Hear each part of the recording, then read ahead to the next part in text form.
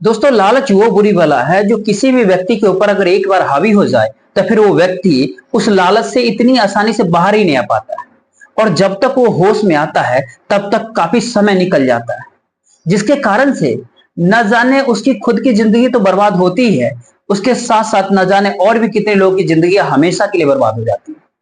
आज की इस सच्ची घटना में ठीक कुछ ऐसा ही होता है, जिसकी वजह से न केवल एक महिला हमेशा के लिए इस दुनिया को छोड़कर चली जाती है, बल्कि उसके बाद कई और लोग सलाखों के पीछे पहुंच जाते हैं। सच में दोस्तों, आज की जो ये कहानी है, ये आपको भी कहीं न कहीं सोचने और समझने पर मजबूर कर देगी। तो वीडियो में बने रहिए। नमस्कार, मेरा नाम जितेंद्र कुमार और आप देख रहे हैं स्टडी सफर तक। दोस्तों, आज की जो सच्ची घटना मैं आपको बताने वाला हूं, दरअसल यह घटना होता है मध्य प्रदेश राज्य की। मध्य प्रदेश का एक शहर लगता है उज्जैन, और इसी उज्जैन का एक थाना पड़ता है माधवनगर। दरअसल इसी माधवनगर थाने के अंतर्गत एक इलाका पड़ता है खीरीगंज, और इसी खीरीगंज इलाके का रहने वाला एक व्यक्ति होता है दिलीप शर्मा। और दिलीप की पत्नी का नाम होता है दीप। दिलीप जो कि एक प्राइवेट कंपनी के अंदर नौकरी करता है, तो वही उसकी पत्नी दीपा एक बगल के दुकान के भीतर साड़ी में पीको और फल लगाने वगैरह की काम करती है। क्योंकि पति और पत्नी ठीक ठीक ठाक पैसे कमाते हैं, इसीलिए उनके घर में किसी भी चीज की कोई कमी नहीं होती। मैं आपसे ये बात करता हूँ 18 मई की सुबह के करीब 8 सवा 8 बजे के आसपास की। दरअसल दिलीप के पड़ोस का रहने वाला एक जितेंद्र पवार होता है, जो अपने छत के ऊपर जाता है तो देखता है दिलीप के घर के भीतर से काफी मात्रा में धुआं निकल रहा है। अब जितेंद्र जैसे इस तरह की नजारा दिलीप के घर में देखता है, तुरंत ही जोर जोर से चीखने चिल्लाना शुरू कर देता है। जब आसपास के लोग उसके चीख पुकार सुन करके इकट्ठा होते हैं, तो इस बात की खबर पुलिस को तो देते ही साथ फायर ब्रिगेड को भी खबर दे दी जाती है। थोड़ी देर बाद जब वहां पर फायर ब्रिगेड के साथ साथ पुलिस प्रशासन पहुंचती है, उस आग को काबू में कर लिया जाता है। लेकिन पुलिस जब घर के भीतर घुसती है, तो घर के भीतर का नजारा को देख पुलिस भी एकदम से दंग रह जाती है। दरअसल घर के भीतर ही फर्श के ऊपर दीपा की डेड बॉडी यानी लाश पड़ी हुई थी, जो काफी हद तक जल चुका था। पुलिस जब उस लाश को चेक करती है तो पता चलता है कि दीपा के शरीर के ऊपर किसी धारदार हथियार को कई बार चलाया गया था, जिसको देख करके पुलिस अंदाजा लगाती है कि दीपा की मौत आग में जलने की वजह से नहीं हुई है, बल्कि यह है कि उसकी हत्या की गई है। अब पुलिस जब इस पूरे घटनाक्रम के बारे में मकान मालिक से आगे पूछताछ करती है, तो मकान मालिक पुलिस वालों को जवाब देता है कि साहब, दिलीप अपनी पत्नी के साथ करीब करीब 3 महीना पहले ही मेरे मकान में आया था। हालांकि वहां पर दिलीप मौजूद उस वक्त नहीं होता है। हालांकि पुलिस जब दिलीप के नंबर पे कॉल करती है तो दिलीप का फोन भी नहीं लगता है, इसीलिए पुलिस सबसे पहले उस लाश को अपने कब्जे में लेकर के पोस्टमार्टम के लिए जिला अस्पताल भेज देती है, और फिर दीपा के पति दिलीप को खोजना शुरू करती है। आखिरकार 2 दिनों की कड़ी मशक्कत के बाद दिलीप के बारे में पुलिस को पता चल जाती है और दिलीप को गिरफ्तार कर लेती है पुलिस। पुलिस जब दिलीप को लेकर थाने आती है, जब उसके पत्नी दीपा की हत्या के बारे में दिलीप से पूछताछ करती है, तो दिलीप पुलिस वालों को बताता है कि साहब, मैंने अपनी पत्नी का हत्या नहीं किया है। बल्कि दिलीप पुलिस वालों को एक ऐसी चौंकाने वाली बात बताती है जिसको सुनने के बाद खुद पुलिस वाले भी हैरान हो जाते हैं। दरअसल दिलीप पुलिस वालों को बताता है कि साहब, मैं दीपा का पति नहीं हूं, बल्कि उसका प्रेमी हूं। दीपा शादीशुदा तो है, लेकिन हम दोनों लिव इन रिलेशनशिप में रहते थे। जब इस तरह की बातें कहते हैं, उसके बाद से पुलिस अब दिलीप के ऊपर दबाव बनाने लगते हैं कि आखिरकार दीपा की हत्या किसने किया है। इसलिए दिलीप पुलिस वालों को बताता है कि साहब, दीपा का केवल मैं ही एक आशिक नहीं था, बल्कि उसके और भी कई चाहने वाले थे, जिसके दीपा के इतने सारे आशिक है कि उनको मैं जानता तक नहीं। लेकिन उन्हीं में से एक होता है जिसका नाम होता है धर्मेंद्र गहलोत। जी हाँ, धर्मेंद्र, जिसकी उम्र करीब करीब 25 वर्ष के आसपास की होते हैं, जो बगल के इलाके में अपनी पत्नी के साथ रहा करता है। दिलीप जब इस तरह की बातें कहता है, पुलिस वालों को बताता है, उसके बाद पुलिस धर्मेंद्र के घर पे पहुंचती है। पुलिस जब धर्मेंद्र को अपने सामने देखती है तो पता चलता है कि उसके हाथ में एक घाव होता है, जिसके ऊपर वो पट्टी बांध रखा था। पुलिस उसके बारे में कुछ धर्मेंद्र से पूछताछ नहीं करती, बल्कि धर्मेंद्र को गिरफ्तार करके थाने लेकर के आ जाती है, और फिर धर्मेंद्र से थाने में दीपा की हत्या के बारे में पूछताछ करती है। पहले तो धर्मेंद्र भी पुलिस वालों को इधर उधर की तमाम सारी बातें कहता है, लेकिन पुलिस जब धर्मेंद्र के साथ सख्ती दबाव से पेश आना शुरू करता है, तो आखिरकार धर्मेंद्र मजबूर होकर के अपनी सारी सच्चाई को पुलिस के सामने कबूल करता है, और पुलिस वालों को बताता है धर्मेंद्र कि हाँ साहब, दीपा की हत्या तो मैंने ही किया है। लेकिन धर्मेंद्र जब हत्याकांड की पूरी कहानी बताता है, तो उससे एक ऐसी सच्चाई खुल करके सामने आता है, जिसको सुनने के बाद खुद पुलिस भी एकदम से सोचने लगती है कि आखिरकार इसके भीतर गलत था कौन और गलती थी किसकी। दरअसल दीपा जो मूल रूप से उज्जैन के रहने वाली होती है, दीपा के परिवार में उसके माता पिता के अलावा 2 छोटे भाई होते हैं।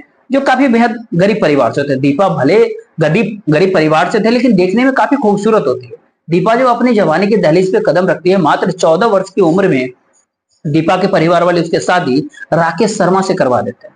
राकेश शर्मा जो जिला देवास के गांव जलाल खैरी का रहने वाला होता है। दीपा जब शादी करके अपने ससुराल पहुंचती है तो राकेश अपनी खूबसूरत पत्नी दीपा को पा करके काफी खुश होता है। दरअसल राकेश अपनी पत्नी दीपा के खूबसूरती पर इस प्रकार से दीवाना होता है कि शादी के बाद से वो घर से बाहर ही नहीं आता है, बल्कि दिन रात अपनी पत्नी के ही साथ रहता है और कोई काम धंधा नहीं करता। जैसे तैसे करके 5 वर्ष का समय बीतता है, लेकिन जब कोई काम धंधा नहीं करता है, आखिरकार राकेश के माता पिता उसके ऊपर काफी दबाव डालने लगते हैं कि तुम घर से बाहर निकलो और जाकर के कोई काम धंधा देखो। लेकिन राकेश होता है जो कि अपनी पत्नी दीपा से दूर जाने की तैयार ही नहीं होता है। और जब घर वाले प्रेशर बनाना शुरू करते हैं तो इन्हीं बातों को लेकर राकेश को अपने ही माता पिता के साथ आए दिन झगड़े होना शुरू हो जाता है। और राकेश को जब अपने परिवार वालों से ही लड़ाई झगड़ा होना शुरू होता है, उसके बाद से काम धंधा करने के बजाय वो शराब पीने लगता है। और धीरे धीरे जब शराब पीना शुरू कर देता है तो नशे की हालत में वो अपनी पत्नी दीपा की भी काफी पिटाई करने लगता है। इधर दीपा को यह बात समझ ही नहीं आता है कि आखिरकार वो अपने ससुराल के भीतर रहे कैसे।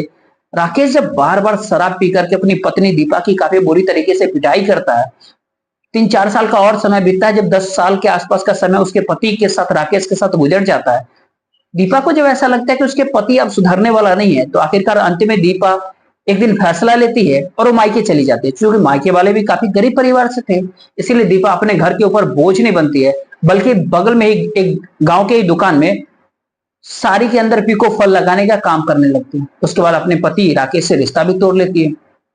दीपा भले भले ही अकेले रह करके कमाती है, अपने परिवार के साथ रह के गुजारा करती है, लेकिन दीपा जब अपने पति से दूर होती है, अब उसको एक मर्द की कमी महसूस होती है।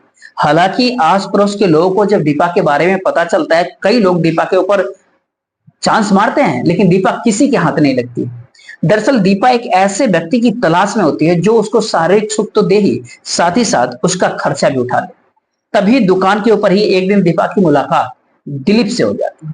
और दिलीप जो कि ऑलरेडी पहले से ही शादीशुदा नहीं है, बल्कि उसके 2-2 बच्चे होते हैं, लेकिन दिलीप की पत्नी और दोनों बच्चे गांव के अंदर रहते हैं और दिलीप उज्जैन शहर के भीतर रह करके ठीक ठाक नौकरी करके पैसे कमाता है। दिलीप और दीपा के बीच में जब प्रेम प्रसंग शुरू होता है, उसके बाद दोनों लिव इन रिलेशनशिप में रहने लगते हैं और माधोपुर के क्षेत्र में एक कमरा किराए का ले लेते हैं। शुरुआत में तो अच्छे समय गुजर रहा था, लेकिन जैसे ही 2-3 साल का समय गुजरता है, इधर दिलीप का भी दीपा से मन भर जाता है। भले ही दिलीप अब बार बार दीपा से मुलाकात करने के लिए नहीं आता है, लेकिन अपने वादे से वो कभी पीछे नहीं हटता है, बल्कि दीपा का हर खर्चा, पूरा खर्चा भी उठाता है। लेकिन दिलीप जब दीपा के अंदर इंटरेस्ट लेना कम करता है, इधर दीपा एकदम से बेचैन हो जाती है।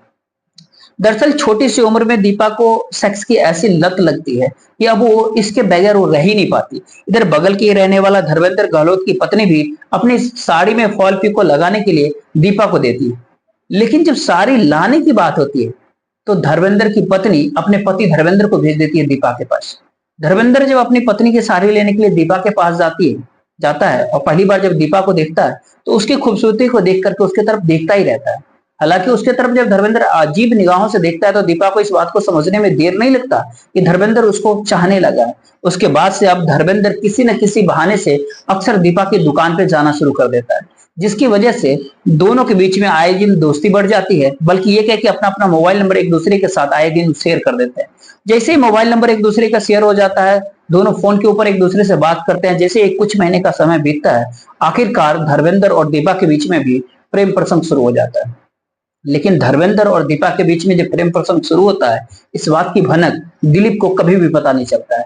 और आखिरकार अंत में एक दिन दीपा धर्मेंद्र को अपने ही घर के अंदर मिलने के लिए जब बुला लेती है, धर्मेंद्र जब दीपा के घर पे आता है तो पहली बार उसके घर के भीतर ही दोनों के बीच में, दीपा और धर्मेंद्र के बीच में अवैध संबंध भी बन जाता है।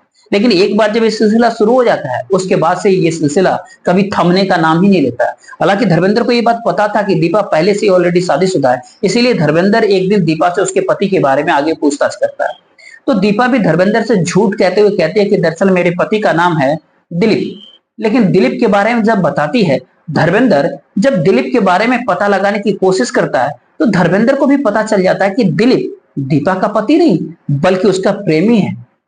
हालांकि उसके बाद से धर्मेंद्र और दिलीप के बीच में भी काफी गहरी दोस्ती हो जाती है। हालांकि दोनों के बीच में जब गहरी दोस्ती हो जाती है, दिलीप को जब ये बात पता चलता है कि धर्मेंद्र का दीपा के साथ में भी अवैध संबंध चल रहा है, ये बात दिलीप जानने के बाद दिलीप इस बात का विरोध नहीं करता है, बल्कि जब दोनों एक दूसरे के साथ वाकिफ हो जाते हैं, सारी बात जान जाते हैं, उसके बाद दिलीप को एक साथ दीपा और धर्मेंद्र को, दीपा धर्मेंद्र और दिलीप को दोनों को एक साथ बुलाने लगती है। अब दोनों दीपा और का खर्च जो है धर्मेंद्र और दिलीप दोनों मिलकर उठाना शुरू करता है।